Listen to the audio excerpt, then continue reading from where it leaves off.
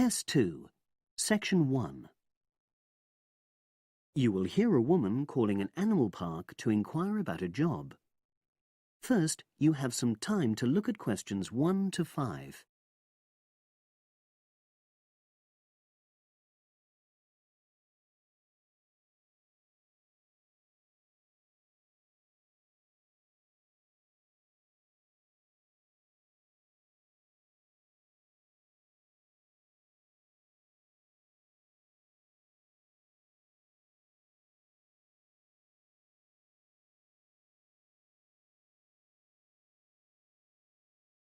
Now we shall begin. You should answer the questions as you listen, because you will not hear the recording a second time. Listen carefully and answer questions 1 to 5.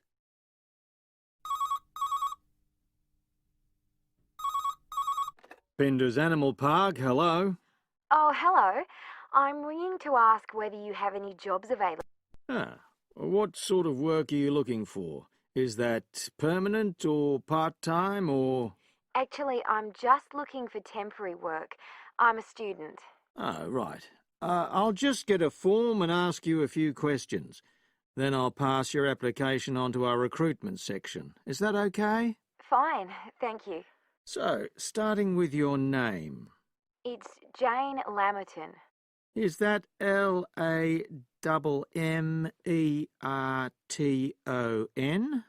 There's only one M in it. Oh, right. And your address?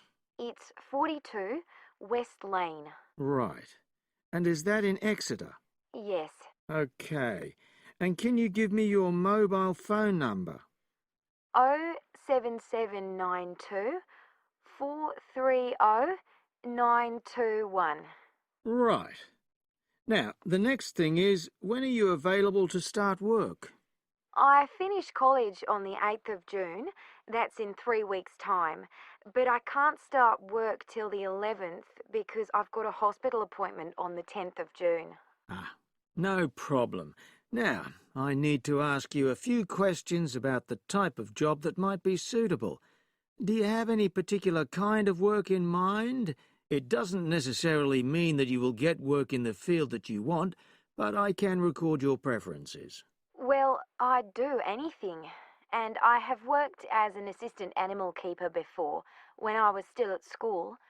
But I'm studying at a catering college now, and I'd really like to get some experience as an assistant cook, if possible. Right.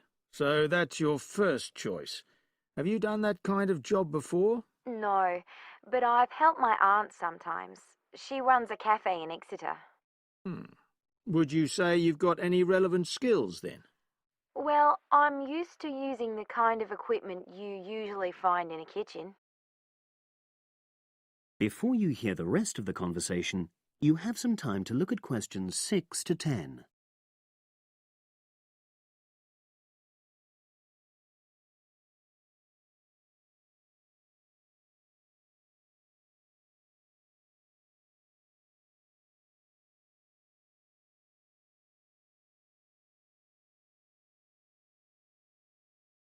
Now listen and answer questions 6 to 10. Okay. And I know you're still studying, but do you already have any qualifications related to that kind of work? A hygiene qualification, for example? I haven't, no, but I've got a certificate in food handling. I did it before I decided to become a full-time student. Fine. Okay. That means you wouldn't need any specific training if you did get the kind of work you wanted. But you'd have to do a short course on first aid. All our new employees do that. It just takes half a day, and most people find it generally useful. Oh, yes, I'm sure it is. Well, that's about it, really. Just one last thing. Can you give me the name of someone who would give you a reference, like a previous employer or... Oh, yes. You can put Dr. Ruth Price. Okay. Is that one of your college lecturers? She's my college tutor. She's known me for over 2 years, and I'm sure she wouldn't mind. In fact, she's given me a reference before. Fine. We'd probably contact her by phone. Do you happen to know her number? I've got it on my phone, yes. It's 0208 685 114. That's a landline. Good. Well, as I say, I can't promise anything, but I'll pass your application on, and you should hear in a few days. Is there anything else? Just one thing. I suffer from a particular type of colour blindness, and sometimes employers have to make special arrangements for that. Okay, I'll make a note of that. It won't be good that you've made us aware of it. You can provide us with more details if you're offered a job. Okay. Thanks very much. Bye. Bye. That is the end of section 1. You now have half a minute to check your answers.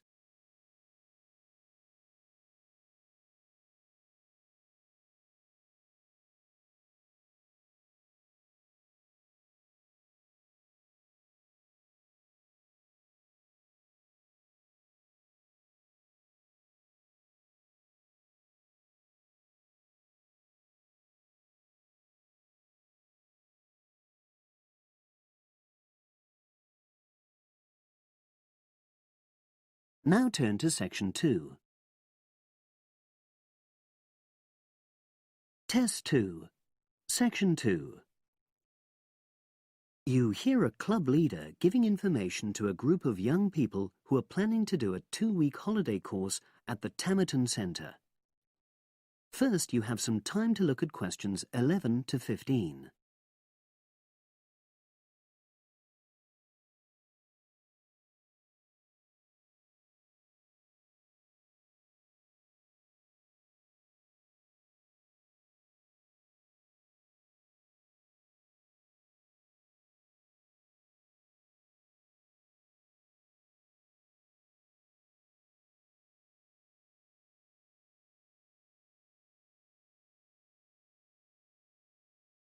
Now listen and answer questions 11 to 15. Hello, everyone. I've been asked to talk to you this afternoon about next month's trip to Tamerton Study Center for the 2-week course. Now, some of the things I'm going to say you may have already heard or read about, but I think it's important to emphasize a few key points. First of all, it's worth reminding you why Tamerton was set up in the first place, in the late 1960s. That was really before all the concern with preserving the environment, which everyone talks about these days. The idea was simply to get people out of the cities and into the country and to find out that just being outdoors can be very rewarding. This is not going to be a holiday in the usual sense. It's called an adventure course because you'll really be stretched to your limits, but that in itself can be a positive thing. The group I took last year, for example, said that although they actually felt pretty weak and exhausted all the time, it really made them learn a lot about themselves and increased their confidence. And in the end, that's the most important thing. Now, all of you knew about policies at Tamerton before you signed up for it, so you know that in many ways it's quite old-fashioned. You don't have a lot of choice in what you do. But something which I think makes the place so special is that you get to try so many different things every day. For instance, one day you'll do climbing, and the next you'll be surveying rock pools. It's not intended that you become an expert in any of them. It's more like a taster, which you can follow up if you want. And there isn't a lot of free time. Organized activities and talks, etc., go on until 9 p.m., and lights go out at 11 p.m. There are table tennis tables with all the equipment and board games, though I have to say the pieces often go missing, so it's a good idea to take your own. There's a DVD player with a good selection of films suitable for this age group, so don't take yours. Bedtime at 11 p.m. is strictly enforced, and there's a good reason for this. You're all under 18, and we organizers need to know that all group members are accounted for in the house as we close for the night. And of course, you'll be so exhausted anyway that you'll be too sleepy to want to cause any trouble. Now you have some time to look at questions 16 to 20.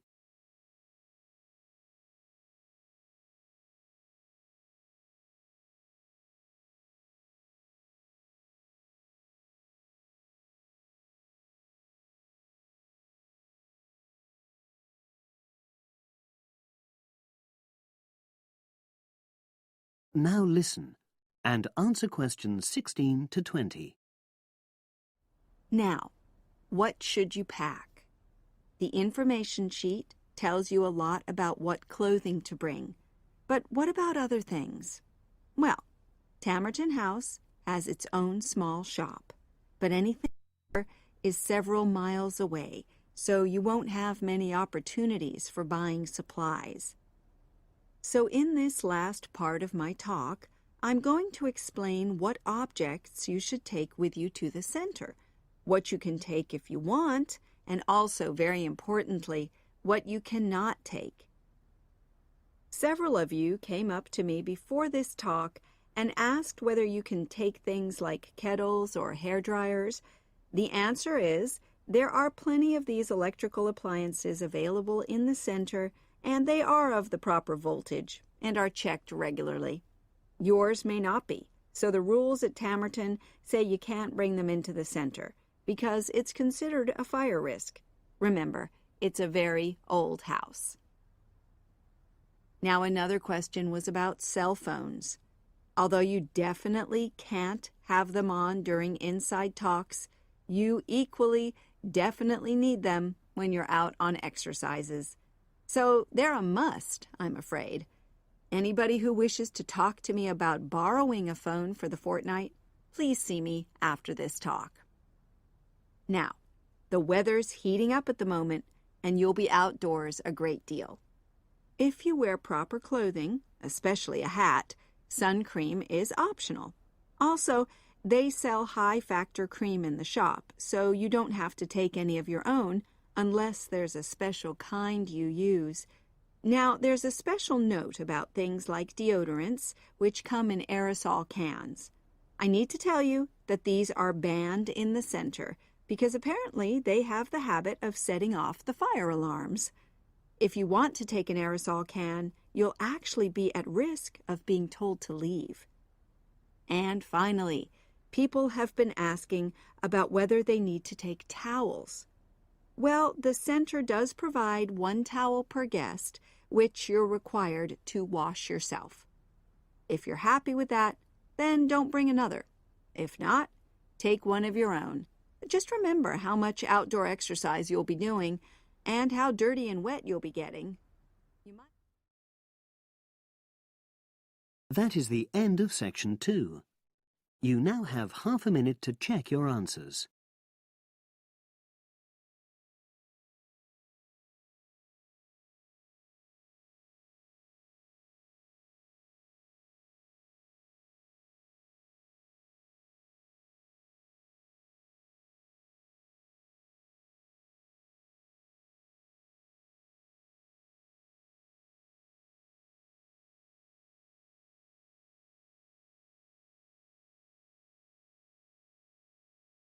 Now turn to section 3. Test 2, section 3. You will hear a trainee teacher called Eve talking to her university tutor about her preparations for teaching practice. Before you listen, you have some time to look at questions 21 to 25.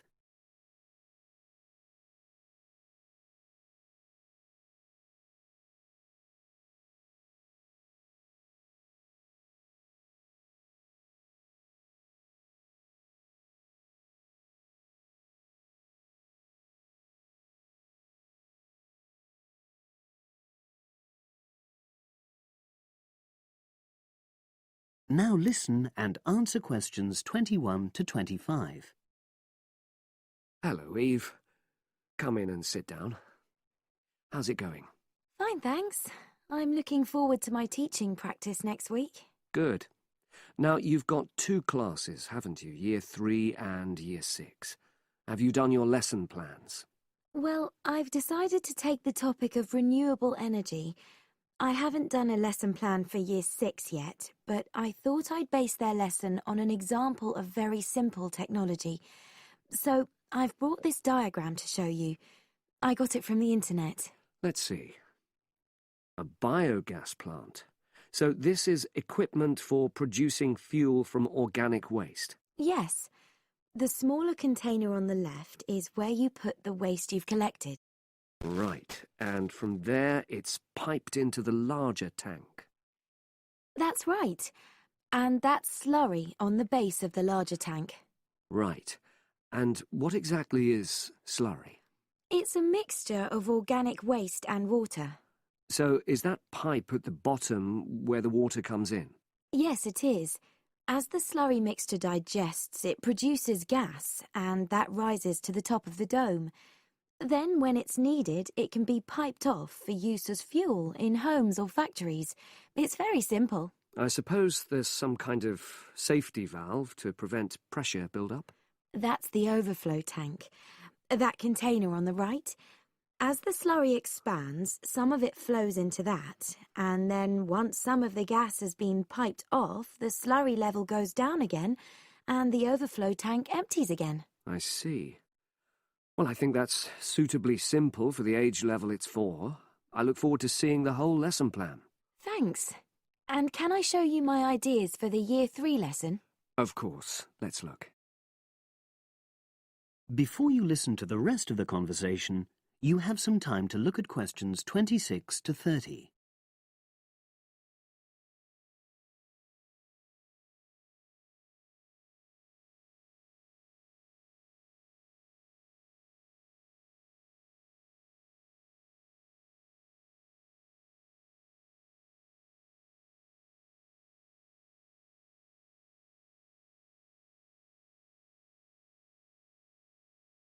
Now listen and answer questions 26 to 30. I thought I'd introduce the topic by writing the word energy on the board and reinforcing the spelling and the pronunciation. Then I'll do a little mime, run on the spot or something, to convey the sense. I'd keep it brief at this stage. Yes, I will. Then I'll wipe the word off and write the question, where does energy come from? And see what the pupils come up with. Fine. I'd suggest that you just brainstorm at this stage and don't reject any of their suggestions. Yes, that's what I was going to do. Then I've produced a set of simple statements like energy makes cars move along the road and energy makes our bodies grow. There are 8 altogether. Are you going to give them out as a handout or write them up on the board?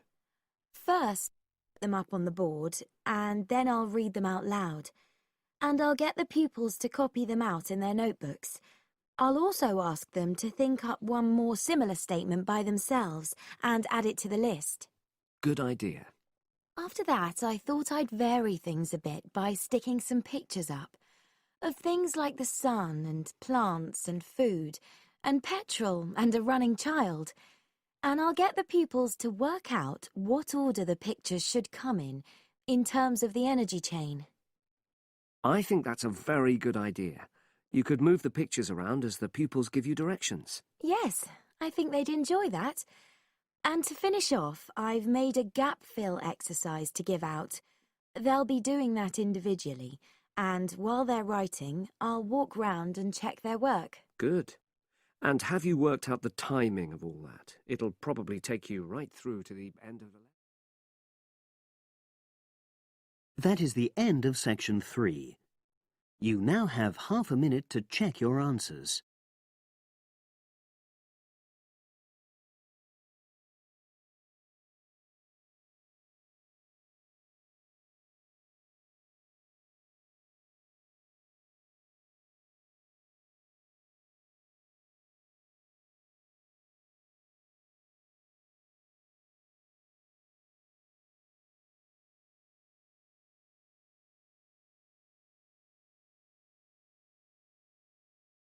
Now turn to Section 4.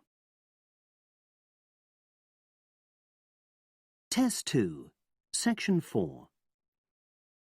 You will hear a woman giving a talk at a popular science convention. She is describing research into artificial gills designed to enable humans to breathe underwater. Now you have some time to look at questions 31 to 40.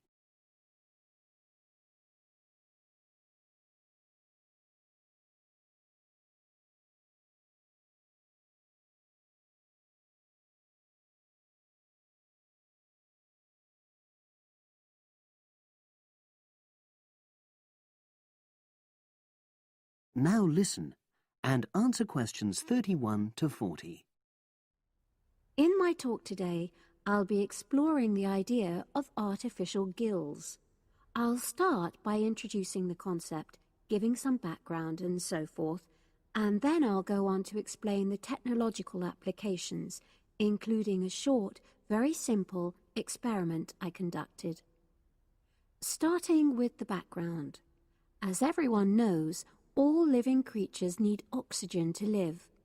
Mammals take in oxygen from the atmosphere by using their lungs, and fishes take oxygen from water by means of their gills, which of course in most fishes are located either side of their head.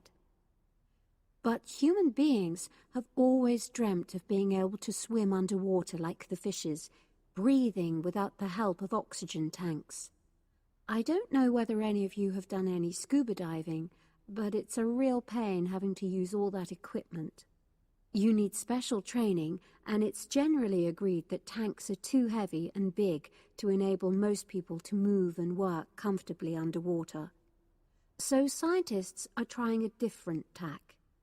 Rather than humans carrying an oxygen supply as they go underwater, wouldn't it be possible to extract oxygen in situ?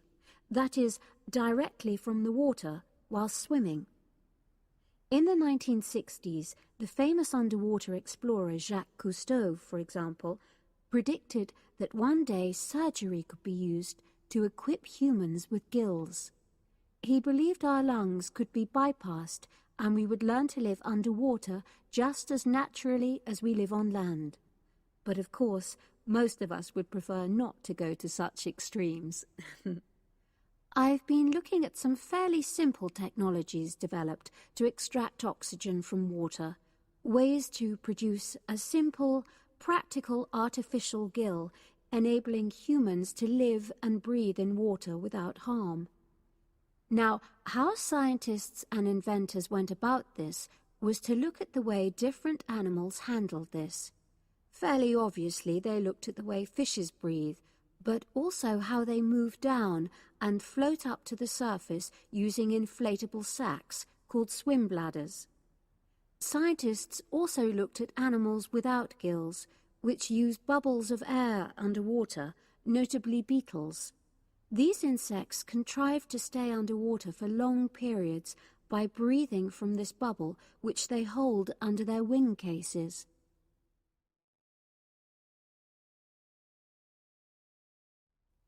By looking at these animal adaptations, inventors began to come up with their own artificial gills. Now, making a crude gill is actually rather easy, more straightforward. You take a watertight box, which is made of a material which is permeable to gas, that is, it allows it to pass through inwards and outwards. You then fill this with air, fix it to the diver's face, and go down underwater. But a crucial factor is that the diver has to keep the water moving so that water high in oxygen is always in contact with the gill, so he can't really stay still. And to maximize this contact, it's necessary for your gill to have a big surface area. Different gill designers have addressed this problem in different ways, but many choose to use a network or lattice arrangement of tiny tubes as part of their artificial gills. Then the diver is able to breathe in and out. Oxygen from the water passes through the outer walls of the gill, and carbon dioxide is expelled.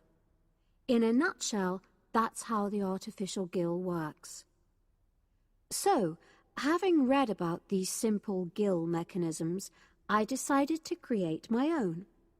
I followed the procedure I've just described, and it worked pretty well when I tried it out in the swimming pool. I lasted underwater for nearly 40 minutes. However, I've read about other people breathing through their gill for several hours.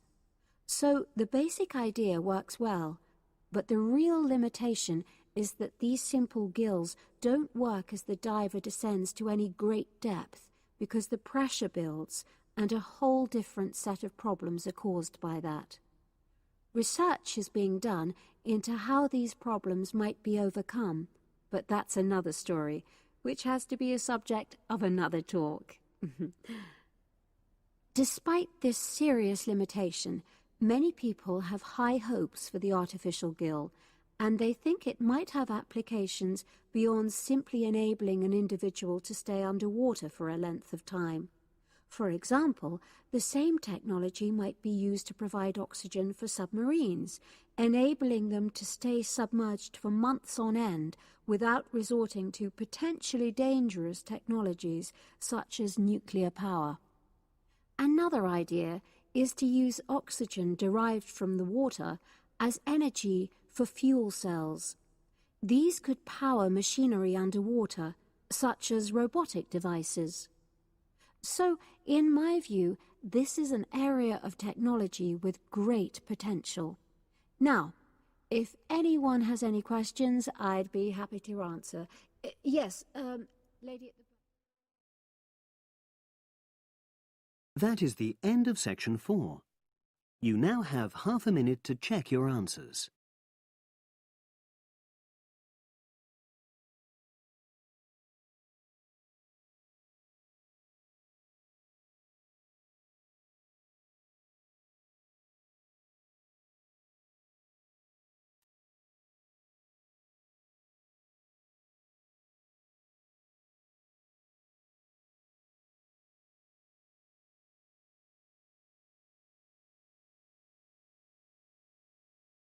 That is the end of the listening test.